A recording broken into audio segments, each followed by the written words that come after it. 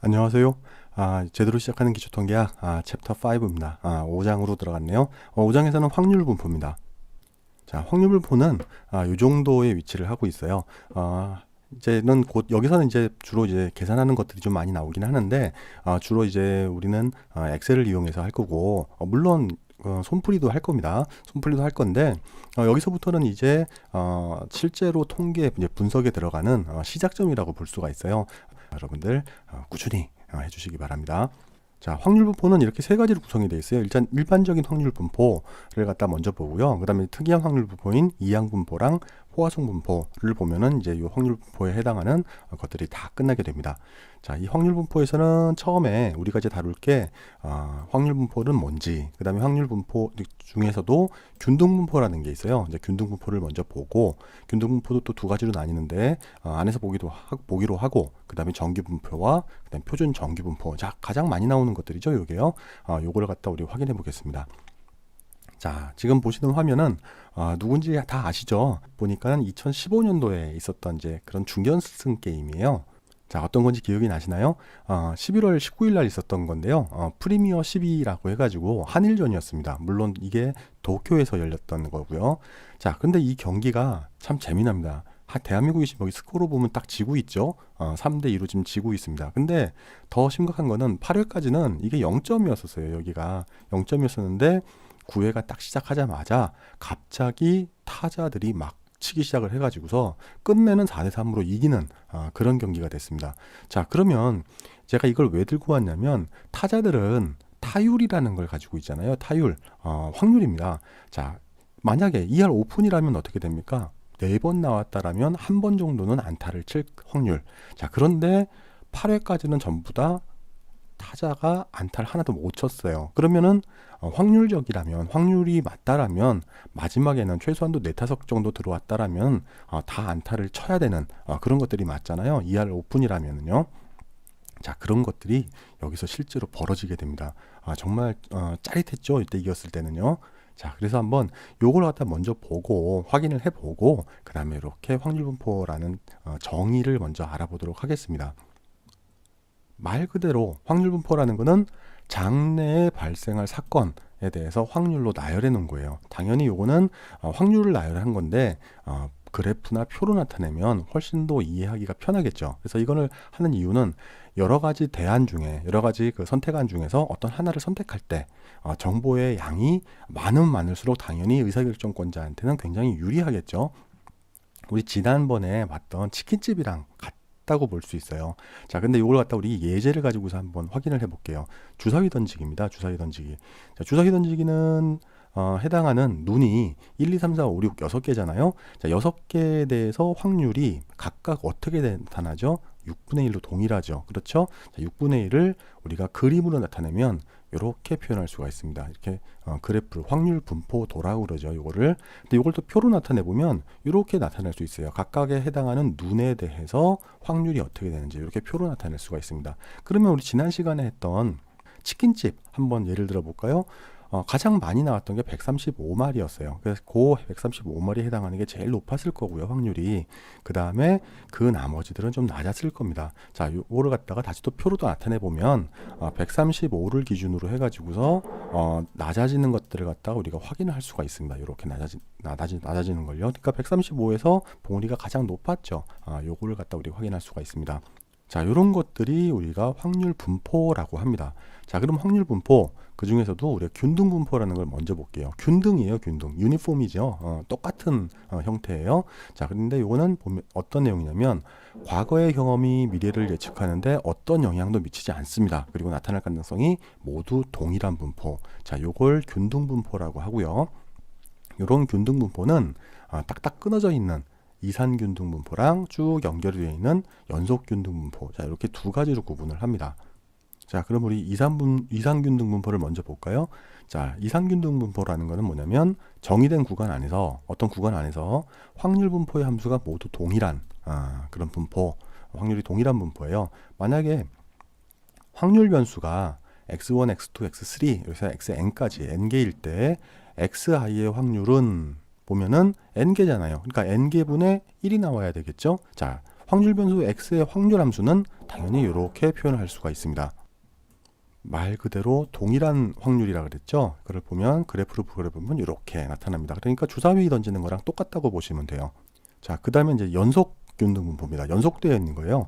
어떤 범위 내에서, 그러니까 딱딱 끊어져 있는 게 아니고 범위로 주어지는 거예요. 범위 안에서 모든 확률 함수가 동일한 분포, 요걸 나타냅니다. 그래서 확률 변수 x가 a, b 구간에서 균등분포를 가진다라면 요 확률 함수는 이렇게 표시를 할 수가 있는데, 나타내 보면 이렇습니다. b-a분의 1. 자, 이렇게 나타내요. 자, 이렇게 나타내니까 직관적으로 딱 눈에 들어오지가 않죠. 자, 그래서 요거를 갖다가 표현은 이렇게 하고요. 균등분포, 연속적인 균등분포 유니폼이니까 U로 표현을 했고요. 그 다음에 그림을 그려보면 이렇습니다. 자, 어떠한 특정 범위 내죠. 범위가 이렇게 A에서 B까지가 주어졌어요. 그 안에서 어떠한 특정한 분포, 자, 그러니까 b-a에서는 전부 다 요런 확률을 가진다라는 그런 걸 갖다 이렇게 표현을 한 겁니다. 자, 이렇게 개념적인 것만 계속 읽어보면 머릿속이 잘 들어오지가 않죠. 그래서 우리 예제를 가지고서 다시 보면, 자, 예제를 보면 균등분포의 확률 계산, 이렇게 예제 5-1 나와 있는데요. 정부에서, 자, 요즘 이제 실업 문제가 참 큰 문제가 되고 있는데, 청년들에게 일자리를 제공하고 기업에는 양질의 인력을 수급할 수 있도록, 서로 윈윈할 수 있도록 어떤 잡페어를 갖다가 개최를 합니다. 근데 연간 졸업하는 대졸, 고졸 실업자 수가 파악되기는 하는데, 뭐 구직 포기자 혹은 새로운 직업을 찾고자 하는 그런 구직자들에 대한 데이터가 부족해서 어떤 행사를 딱 개최한다 하더라도 참가자 수가 어느 정도 될지 예측하기가 어렵습니다. 자, 그래서 1차 행사가 열리는 A 도시에서는 보면은 6일간 최소 3만 명, 그 다음에 최대 4만 8천 명이 행사에 참여할 거로 예상을 했어요. 주최 측에서. 그래서 최대 7천 명을 수용할 수 있는 그런 장소를 갖다 구해서 행사를 개최를 합니다. 이때 장소가 협소할 확률, 자, 요거를 구하는 문제예요. 근데 여기서 문제를 보면은 6일 동안 최대 하루에 7,000명이잖아요. 그러니까 6, 7에 42, 42,000명이 최고입니다. 근데 보면은 최대로 보면은 48,000명이라 그랬어요. 그럼 6, 8에 48 하니까는 8,000명이 들어왔다라는 걸 계산을 한 거잖아요, 최대. 그러니까 이 8,000명을 기준으로 해가지고서 협소할 확률을 구하는 문제가 되겠습니다. 자, 1일 최대 7,000명이라 그랬죠. 자, 그래서 7,000명을 수용할 수 있는, 자, 요 확률 함수가 동일한 그런 분포가 됩니다. 자, 6일 동안 최대한 4,800명, 48,000명이니까 최대 방문할 수 있는 인원은 8,000명이 되겠죠. 자, 그러니까 구하고자 하는 X는 7,000명을 넘어서 8,000명에 이르면은 여기가 비좁게 될 그럴 구간이 되는 겁니다. 자, 그 구간에 이제 협소하게 될 건데, 자, 일단 확률을 해서 보면은 이렇게 식을 만들면 되죠. 그러니까 P 확률에 X가 7,000명을 넘어갈 그 확률 해서 보면은 요걸 갖다 보면은 우리가 이렇게 쓸 수가 있습니다. 그러니까 7,000이 넘어갔죠. 그러니까 확률이 7,000분의 1인데 7,000분의 1에서 곱하기 8,000 마이너스 7,000 이렇게 하면은 1,000 마이너스 7,000분의 1이 되니까 요거는 14.29라는 답이 나옵니다. 14.29라는 게 이게 퍼센트죠. 확률이니까. 자, 그걸 갖다 우리가 그림으로 나타내보면 이렇게 나타낼 수가 있어요. 그러니까 요만큼이 8,000명까지 가는 구간이고 1,000명이고 실제로는 이게 이제 수용 한계가 되는 겁니다. 그러니까 예측은 전체적으로 요만큼까지 우리 예측을 했죠. 그러니까 비좁더라도 그 정도가 될 것이다 라고 해서 요만큼의 여유분을 갖다가 실제로 넘치는 거죠. 정확하게는 여기까지가 되는데요. 그러니까 예측을 정확하게 할 수 있는 데이터들이 없으니까 이렇게까지 예측을 해서 우리가 확인을 하는 겁니다. 자, 그 다음에는 이제 정규분포라는 게 있어요. 이제 많이 쓰이죠. 정규분포랑 표준정규분포는요. 같이 설명을 드리면, 일단 정규분포는 축적된 데이터를 기준으로 해서 미래를 예측할 수 있는 그런 분포입니다. 그러니까 통계학에서 가장 많이 사용하는 분포고요. 평균이랑 분산만으로 그 특성을 모두 설명할 수가 있습니다. 그러니까 정규분포라는 그래프 자체가 가운데가 볼록하고 양쪽이 서로 균등하잖아요. 자, 평균이 만약에 뮤라고 했을 때 분산이 시그마 제곱 빈 정규 분포의 확률 함수는 우리가 이렇게 표현을 하고 있습니다. 좀 식이 복잡하죠. 자, 식이 복잡해도 이런 게 그냥 있다라고만 여러분들이 그냥 이해를 하고 넘어가셔도 됩니다. 자, 그래서 표현을 할 때는 어떻게 하냐면 이렇게 X 해놓고 정규 분포를 이루는데 요게 평균은 뮤, 그 다음에 분산은 시그마 제곱. 자, 요렇게 나타낸다. 야, 요거는 여러분들이 꼭 알아놓으셔야 돼요. 근데 요거는 이런 게 있다라고 정도만 알아놓으셔도 되는데 요거는 꼭 여러분들이 외우셔야 됩니다. 그래서 그래프를 갖다 그려보면 실제로 가운데 평균이죠. 뮤가 있고 양 옆으로 편차만큼, 자, 표준 편차죠. 그만큼 나눠져 있는 거. 자, 그거를 갖다가 우리가 정규분포라고 합니다. 그 다음에 표준 정규분포라는 거는 서로 다른 정규분포를 갖다 비교할 수 있도록. 자, 왜 그러냐면, 자, 여기에서 이러한 정규분포가 여러 개가 있는데 이 정규분포가 서로 단위가 다르다라면 이걸 비교를 할 수가 없단 말이에요. 근데 여러 개를 갖다가 서로 비교를 하려면 서로 어떤 기준이 마련이 돼야 돼요. 그 기준을 마련하기 위해서 표준화한 겁니다. 그 표준화하는 거는 뭐냐면, 자, 기준이 평균 0, 표준 편차 1이라고 하는데, 요거를 갖다 여러분들 꼭 기억을 해 놓으셔야 돼요. 요 기준을. 평균 0, 표준 편차 1 이렇게 표현을 하는데 실제로 다른 표현도 합니다. 평균 0, 분산 1 이렇게도 표현하죠. 왜냐면 표준 편차라는 것 자체가 분산의 제곱근이잖아요. 그러니까 분산이 1이라는 거는 표준 편차 2라는 거랑 똑같아요. 1이기 때문에. 자, 그렇기 때문에 이렇게 해 놓으면 각 분포를 갖다가 서로 비교를 할 수가 있게 됩니다. 자, 그래서 요 확률 변수 x가 정규분포 뮤와 시그마 제곱을 따를 때 표준 정규분포의 확률 함수는, 자, 새로운 확률 변수 요거 z로 변환하는 거죠. 자, 요거를 z 표준화하는 거예요. 그래서 표준 편차로 각각 측정치의 평균을 갖다 뺀 걸 갖다 나눠서 구하는데 그 식을 확률 함수를 갖다 구해보면 요렇습니다. 표준 정규분포의 확률 함수는 요런데 아까 봤던 정규분포의 확률 함수는 이렇게 된다 그랬죠. 요거와 차이를 갖다 한번 비교해 보세요. 큰 차이가 없죠? 자, 여기만 우리가 2로 나눠서 요것만 우리가 z로 만들어줬다라는 거예요. 그거에 해당하는 제곱이잖아요. 그렇죠? 표준화하는 게 요 z가 요거니까는요. 자, 그거 외에는 다른 게 없습니다. 자, 그걸 한번 여러분들 기억해 놓으시고요.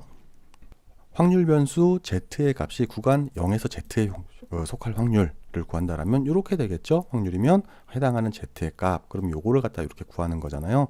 자, 요거를 갖다 보시면 여러분들이 확인을 하실 수가 있습니다. 자, 그래프상에서 요 구역이 해당하는 요 p 값이다, 확률이다라는 걸 여러분들이 기억해 놓으시면 돼요.